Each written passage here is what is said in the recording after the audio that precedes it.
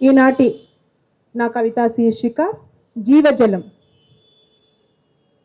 ఆకాశం అత్తగారిల్లు, భూమి పుట్టిల్లు నీకు. మేఘాలను కట్టుకొని అంబరాన సంసారం సాగిస్తావు. ఆకాశం అత్తగారిల్లు, భూమి పుట్టిల్లు నీకు. మేఘాలను కట్టుకొని అంబరాన సంసారం సాగిస్తావు. ఆవిరిగా అత్తగారింటికి చేరుతావు. మేఘాలను పరిపుష్టిని చేసి అలసి సొలసి చల్లబడి పుడిమి తల్లిని చేరుతావు. ఆవిరిగా అత్తగారింటికి చేరుతావు. మేఘాలను పరిపుష్టి చేసి అలసి సొలసి చల్లపడి పుడిమి తల్లిని చేరుతావు. ఏడాదికోసారి అంబరాన్ని వీడి నేలను ఆలింగనం చేసుకుంటావు. దివికి భువికి నిరంతరం ప్రయాణం చేసే అనాది అంతరిక్ష యాత్రివి నీవు. దివికి భువికి నిరంతరం ప్రయాణించే అనాది అంతరిక్ష యాత్రివి నీవు. ఆవరణానికి నిలువుటద్దానివి కదూ.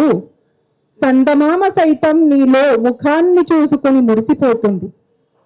నీ నీలం నింగికి అద్దావా, లేక నింగి రంగు నీవు పులుముకున్నావా?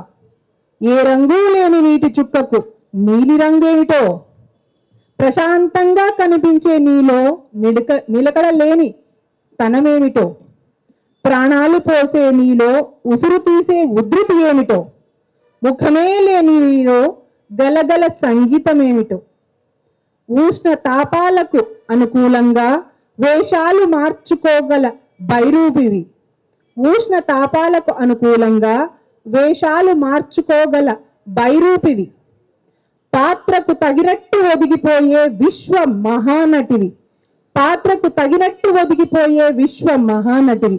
పంచభూతాలలో ఒకటై శక్తి రూపాలు మార్చుకునే పరాశక్తి స్వరూపిణివి. పంచభూతాలలో ఒకటై శక్తి రూపాలు మార్చుకునే పరాశక్తి స్వరూపిణివి. నీ అనంత శక్తిలో గోరంతకే భూలోకం దేదీప్యమయ్యింది. నీ అనంత శక్తిలో గోరంతకే భూలోకం దేదీప్యమయ్యింది. నిన్ను రక్షించుకుంటేనే మాకు శ్రీరామ రక్ష అవుతుంది.